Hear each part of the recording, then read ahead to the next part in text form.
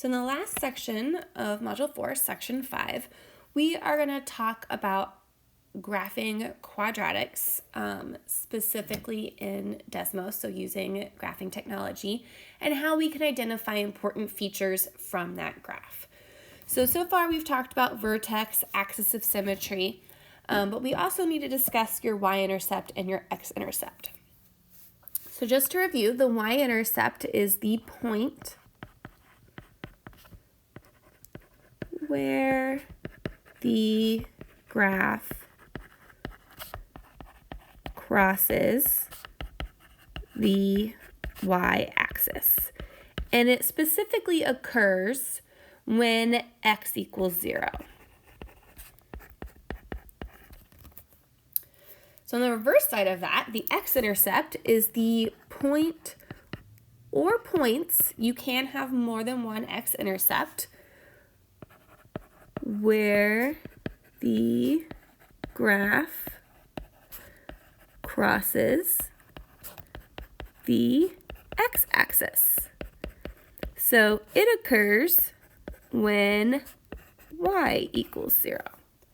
So we're going to talk about how to find these graphically. We'll also talk about how to do the x-intercept and the y-intercept algebraically as well, instead of having to graph them.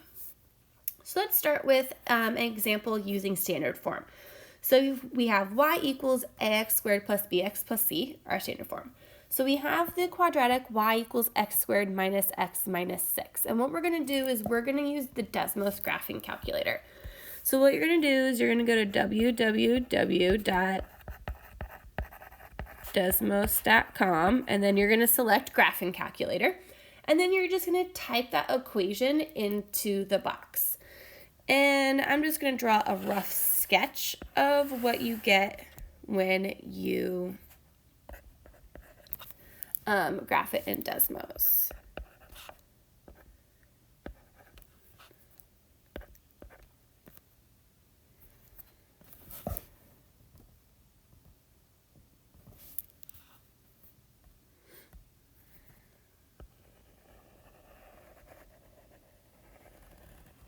All right, so just kind of rough sketch here. That is roughly what you get. So if you want to find the y-intercept graphically, go to the y-axis, you find where it crosses the y-axis, which in this case is at 0, -6. And the nice thing is, if your equation is already in standard form, you don't have to graph it to find the y-intercept, because the y-intercept in standard form is always going to be at 0, c. So whatever that c value is going to be your y-intercept. So the nice thing is you don't have to graph it to find the y-intercept if you're in standard form. The x-intercepts graphically, so you're going to go to the x-axis and you're going to find the 2 points where it crosses the x-axis, which this case are going to be at -2, 0, and 3, 0. It is important that when you're finding the y-intercept and the x-intercepts, you do write them as points, because they are points, they are not just numbers. Now, there is a way to find the x-intercepts algebraically, and that's by factoring.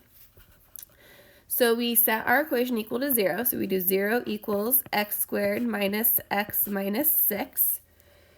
So if I want to find my x-intercepts, I want to find the numbers that multiply to -6 and add to -1, which are going to be at -3 and +2. So you get x minus 3, x plus 2 in your parentheses.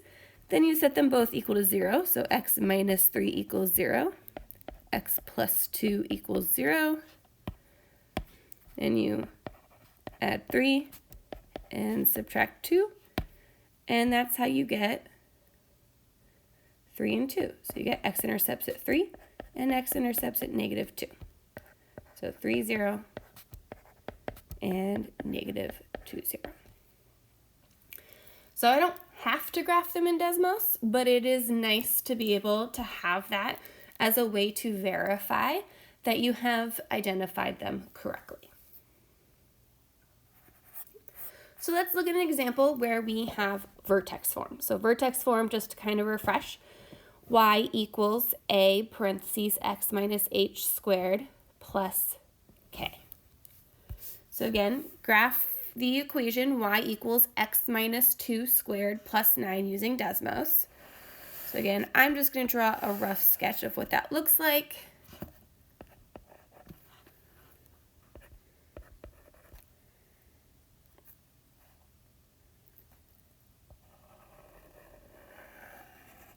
Ooh, very bad rough sketch.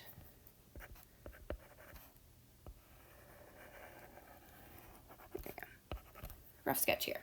All right, so for the y-intercept graphically, if I go to my y-axis, my y-intercept is at 0, 13. Now, it's not as easy to find the y-intercept in vertex form because you actually do have to plug in 0 for x. So I would do 0 minus 2 squared plus 9, which becomes negative 2 squared plus 9, which is 4 plus 9, which is 13.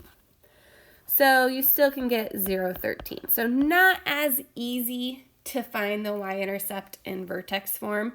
That is probably the only upside to standard form, is that you can really easily identify the y-intercept. Now in this case, for the x-intercepts, if I'm looking at the graph, it doesn't cross the x-axis. So there are none. Another downside to vertex form is finding the x-intercepts algebraically. So if I wanted to find my x-intercepts here, I have to put it in standard form. So that means I have to take the x minus 2 squared and I have to expand it to x minus 2, then the plus 9. I set it equal to 0.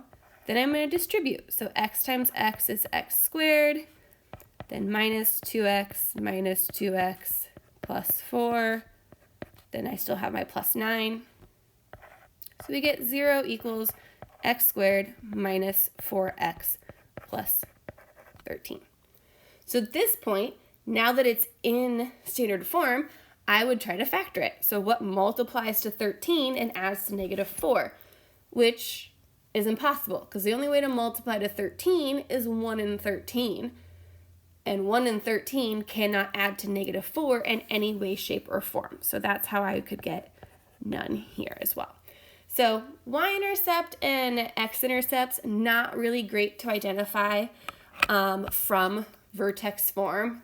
Desmos is very, very helpful in that. But standard form, as long as you can factor it, not really that difficult to identify your x-intercepts or your y-intercept. So each form kind of has its pros and cons. It depends on what you're trying to do with the equation, what you're trying to identify. So let me know if you have any questions about graphing in Desmos, identifying x-intercepts or y-intercepts, whether that is from the graph or from the equation.